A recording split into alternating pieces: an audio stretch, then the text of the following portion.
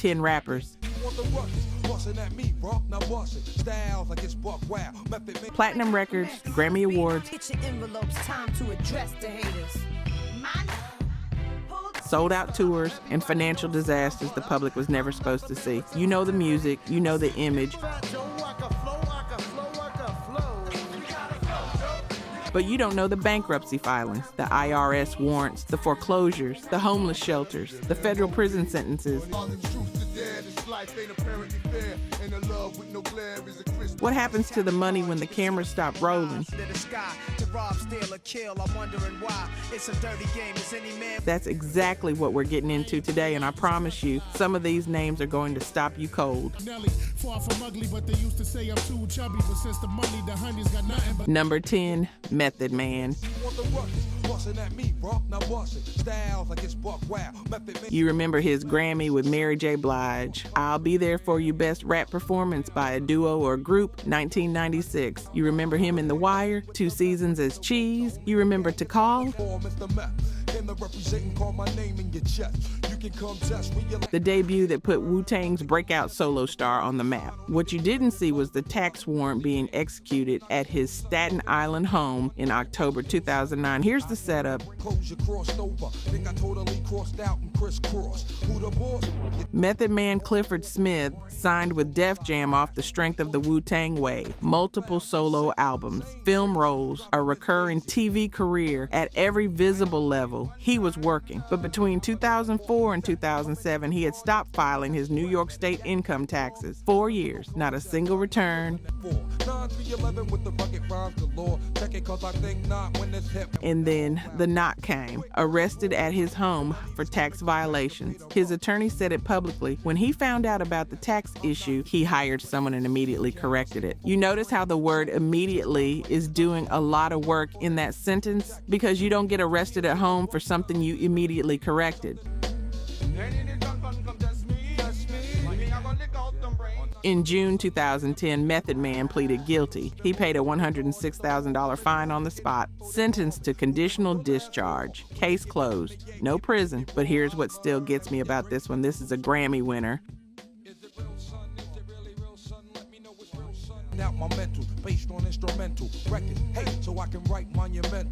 A man who was starring in HBO dramas while the IRS was building a case on him. The two things were happening at the exact same time. That's the definition of broke behind the scenes. Everything looked fine. Nothing was fine. Drop your Method Man top 5 in the comments. I want to see where the real heads land. Number 9, Lil Kim.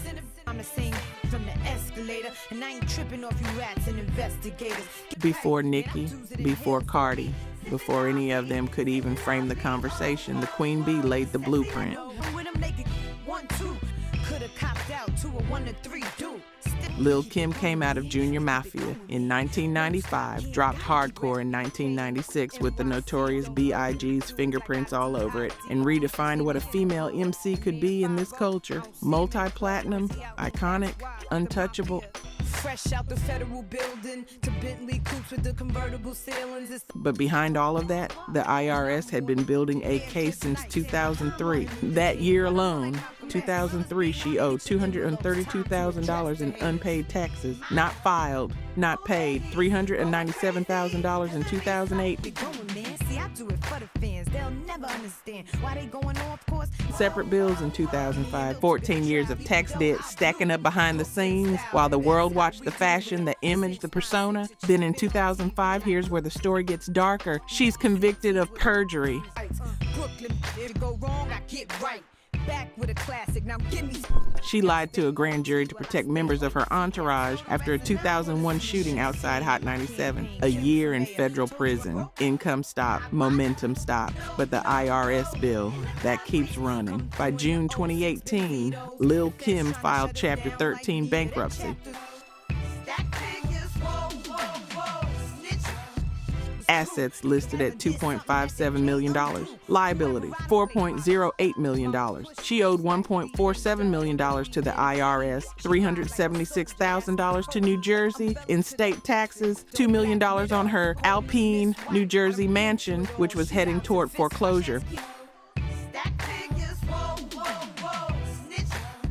and in the court documents this part stays with me, she disclosed she had borrowed $25,000 from her friend Missy Elliott just to stay afloat. The Queen Bee borrowing $25,000 from another rapper to survive.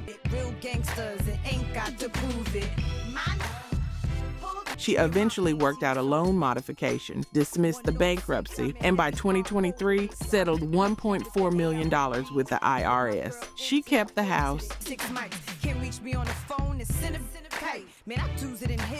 but those 14 years of debt, that's not a mistake. That's a system that consumed her even when she was doing everything right on the outside. We keep it going, man. We keep it going, man.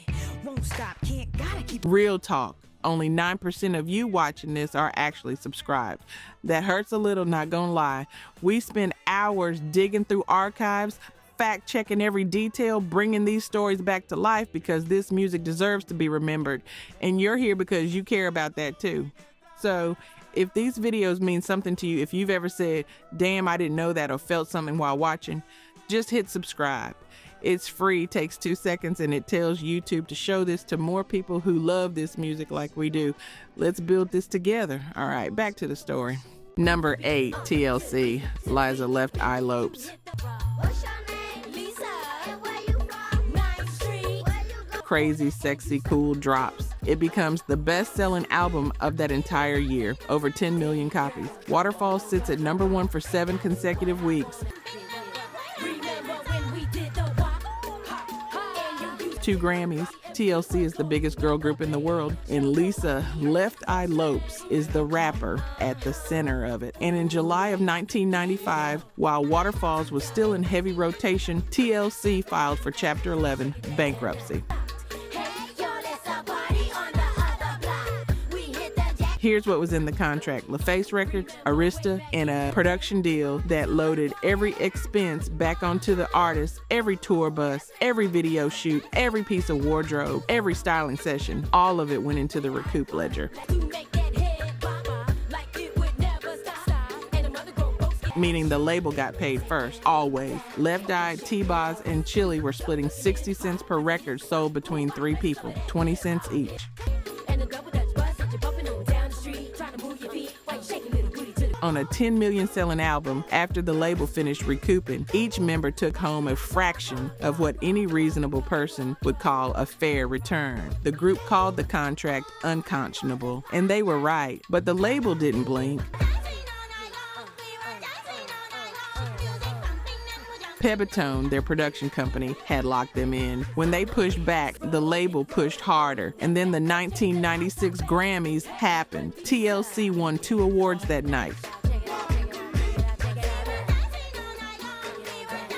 Stood on that stage, accepted those trophies in front of the whole industry, and they were technically still in bankruptcy court. 2 Grammys while legally insolvent. If you've ever explained to someone why hip-hop has a complicated relationship with the music business, this is one of the moments you start with.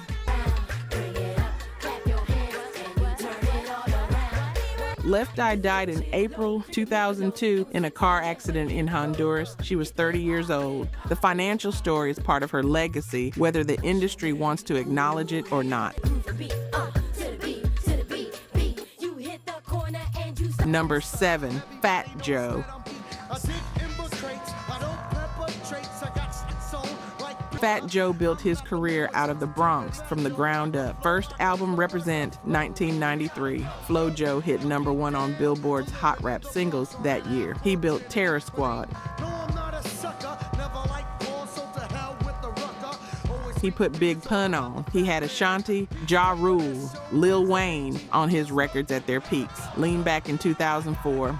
Make It Rain in 2006. Over a dozen albums across 3 decades. That's longevity. That's real.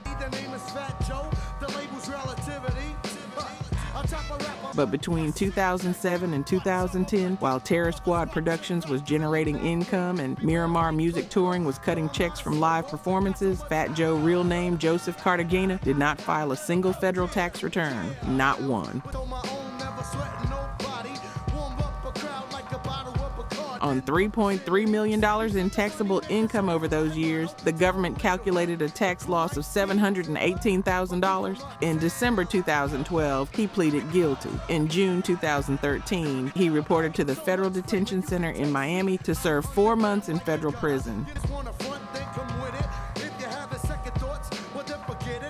His attorney, who was arguing for leniency, pointed out that a woman had just received 3 months for failing to pay taxes on $2.3 million.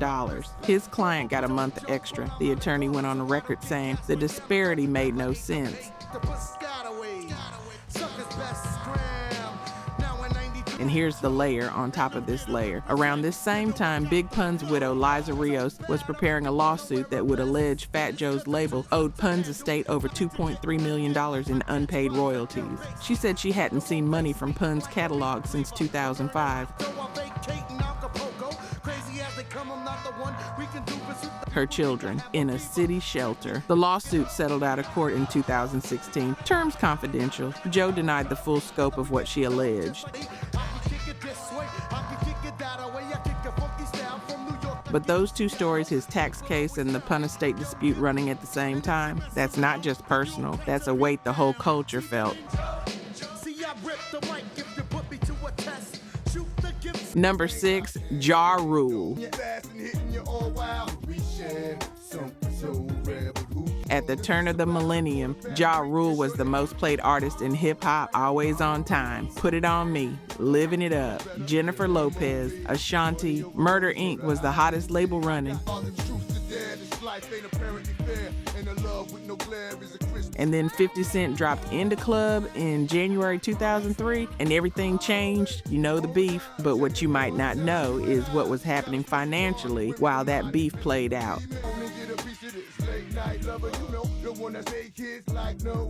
While 50 Cent was systematically dismantling Murder Inc.'s credibility, one diss record, one interview, one Shade 45 freestyle at a time, Ja Rule stopped filing his federal taxes.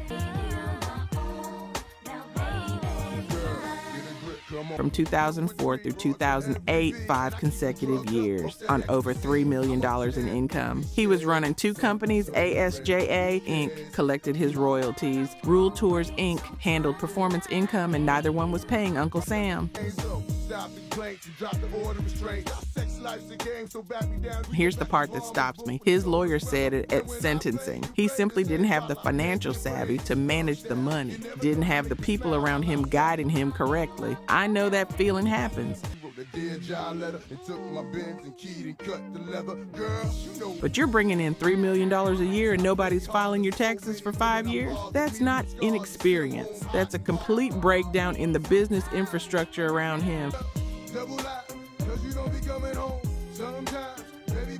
July 2011, sentenced to 28 months in federal prison for tax evasion to run concurrent with 2 years he was already serving on a weapons charge. He served the sentences. He got out. And then, in 2017, he co-founded the Fyre Festival, the most widely covered fraud in modern entertainment history. Over a dozen lawsuits followed. Charges were eventually dropped.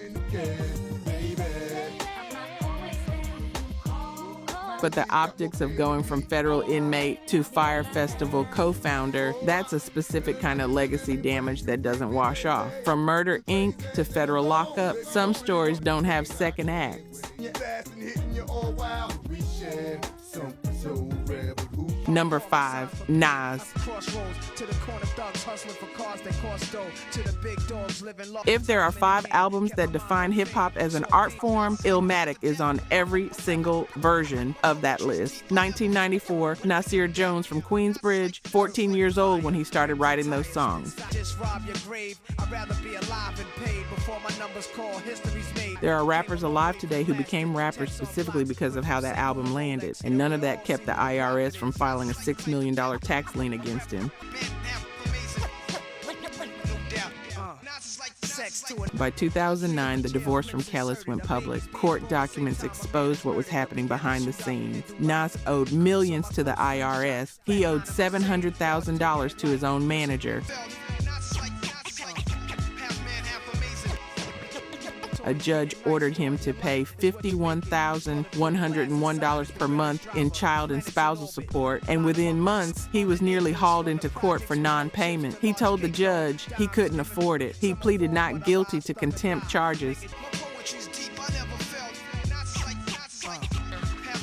And here's the detail that doesn't get mentioned enough in the Nas conversation. In 2012, his Atlanta area home was foreclosed, and that year, the same year the house got taken, he released Life is Good. One of the best albums of his career. Critics raved, the culture celebrated, and every dollar from his joint tour with Lauryn Hill that summer reportedly went straight to the Georgia Department of Revenue. He didn't see any of it. Life is good while your house is in foreclosure and the IRS is garnishing your tour money. That's the contradiction only this industry produces. And Nas turned it into a masterpiece. But don't let the masterpiece make you forget what was happening on the other side of that recording booth door.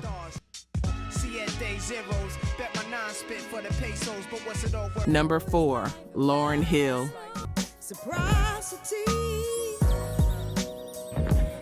She won 5 Grammys in one night, February 1999. The Miseducation of Lauryn Hill sold 18 million copies. It was Album of the Year, Record of the Year. She was the first woman in history to receive 10 Grammy nominations in a single year, the most celebrated artist of her generation. And then she disappeared, stepped away from the industry entirely, said the machine was trying to consume her. It could all be so simple. Here's what the industry never fully told you about why. Lauryn Hill testified on record in court that the music business had put her into an economic system she didn't understand and couldn't escape, that she had felt exploited. That certain people around her career had made decisions on her behalf that she never fully consented to. And when she withdrew from that system in the early 2000s, she stopped filing her taxes too. From 2005 through 2009, 5 years, $2.3 million in unreported income. The government calculated she owed approximately $1 million in back taxes.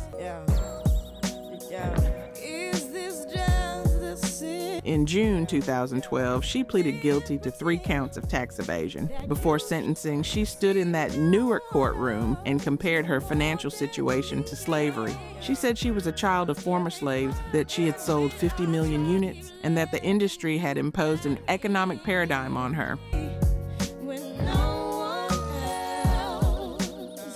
The judge reminded her that citizens don't get to choose when to pay the government, and whether you agree with what she said or not, that statement lives in the conversation forever. May 2013, 3 months in federal prison, 3 months of house arrest, a $60,000 fine, released October 2013. Here's the part that should make everyone stop.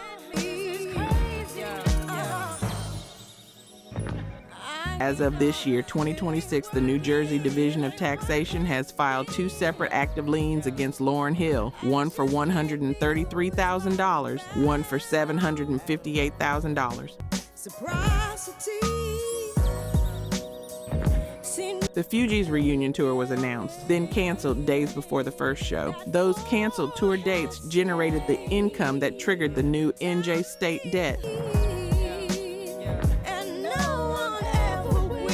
28 years after the miseducation, she is still in this, still tangled. The industry didn't just take her decade, it took more than that. Number 3, Big Pun.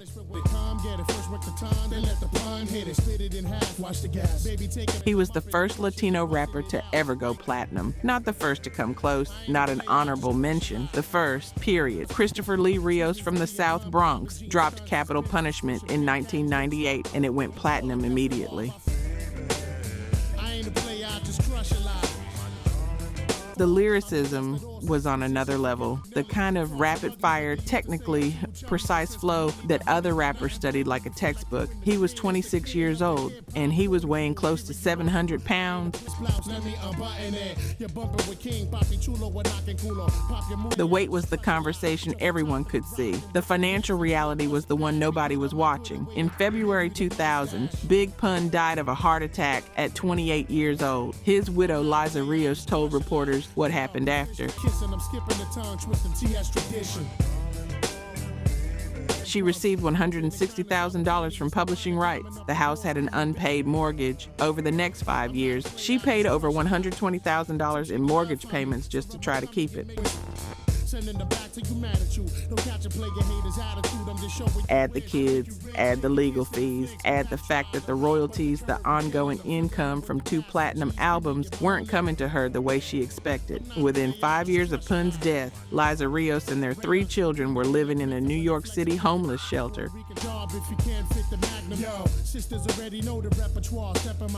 And then the receipts emerged in 2014. Liza filed a lawsuit against Fat Joe, claiming his label had agreed to split profits from Pun's music after his death, and she hadn't seen a payment since 2005.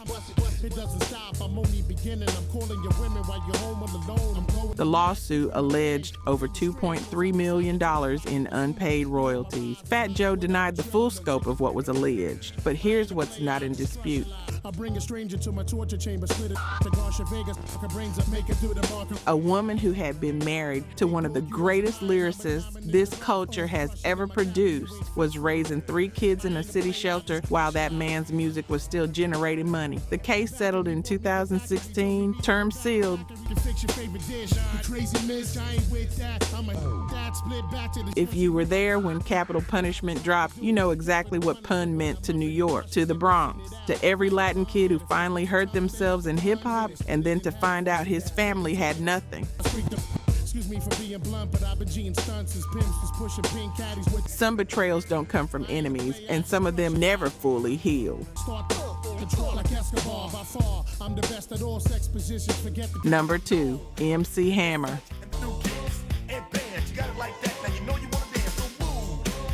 In 1991 alone, one calendar year, MC Hammer earned $33 million, not his career total, 1 year. Forbes had him at number 19 on their highest paid entertainers list.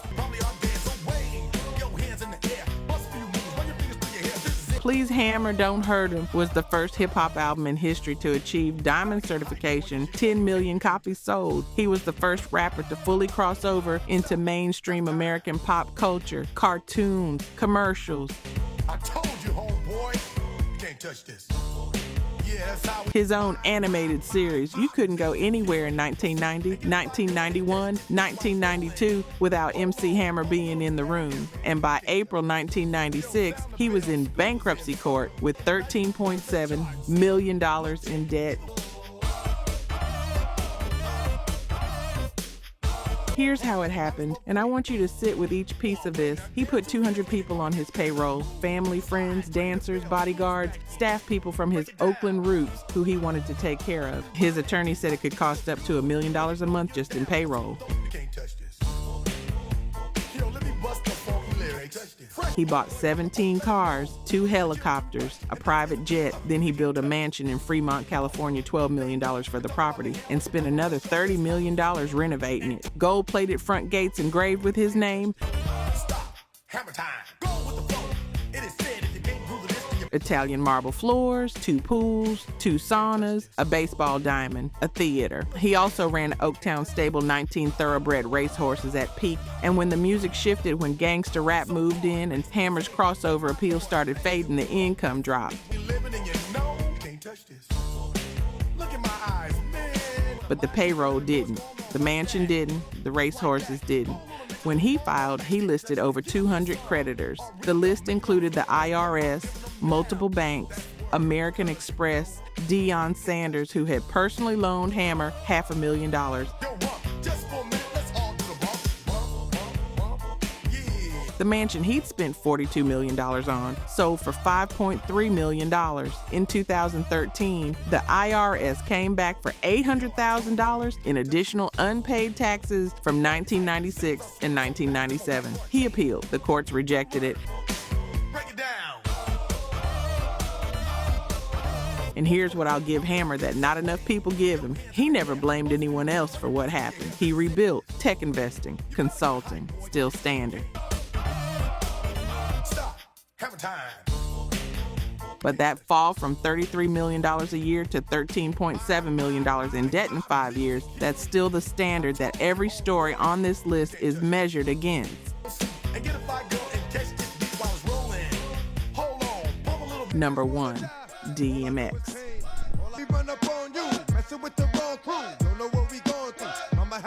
Between 1998 and 2003, DMX released 5 consecutive studio albums. Every single one debuted at number 1 on the Billboard 200. Nobody in the history of hip-hop had ever done that. Not Biggie, not Jay, not Nas, only X. It's dark and hell is hot, flesh of my flesh, blood of my blood. And then there was X, the Great Depression, Grand Champ, 5 in a row. He sold 74 million records across his career. He was the face of Rough Riders, the face of Def Jam, the most visceral, emotionally raw performer of his generation. And when DMX died on April 9, 2021 at 50 years old, his net worth was negative. Mind your business, lady. Nosy people get it too. When you see me spit at you, you know it. He owed more than he owned. He died without a will. He left behind 15 children from 9 different women and a debt to the IRS that hadn't been fully resolved. Here's how the descent happened. By 2013, DMX had filed for bankruptcy. Snitches wanna try, snitches wanna lie, the snitches wonder why. He walked into that Manhattan court and listed $50,000 in assets against more than $1 million in debt. The majority of what he owed was back child support, $1.24 million across multiple cases. Make you suckers kiss ground, just for talking clown. Oh, you think it's funny, then you don't. The bankruptcy judge dismissed the filing, ruled that X was misrepresenting his financial situation, so the debt stayed. Then in 2017, the tax fraud case, 14 federal counts. Now it's time for bed, 2 more to the head, got the floor in.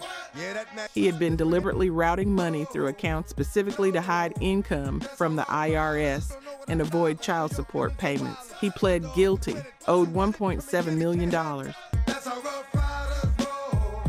Stop, drop. The government gave him 1 year in federal prison. He was released in January 2019. He still owed $2.3 million at that point. The IRS garnished his income going forward. And here's the detail that keeps this story from ever fully making sense. On the floor, wishing you never saw me walk through that door with that 4-4. When DMX left Def Jam in the mid-2000s, Jay-Z, who was running the label, forgave approximately $12 million in debt that DMX had accumulated. Written off, gone, and X still couldn't get clear. At the apes, stop, drop, shut 'em down. By the time he passed, his posthumous album Exodus went top 10. His estate's total royalty value was estimated at $17.7 million. I'ma pull papers, it's all about the papers. Chickens caught the vapors in. The culture was still paying, the culture has always been paying, but at the moment of his death, with 74 million records sold and a legacy that touched everyone who's ever needed music to survive something, the balance sheet said he owed more than he had. How easily we blow. When we find out there's some more that's running with Joe. There's a reason his music still hits different, because it was never about the money for X, but the money and the people who were supposed to manage it were never about him either. Come up off that green.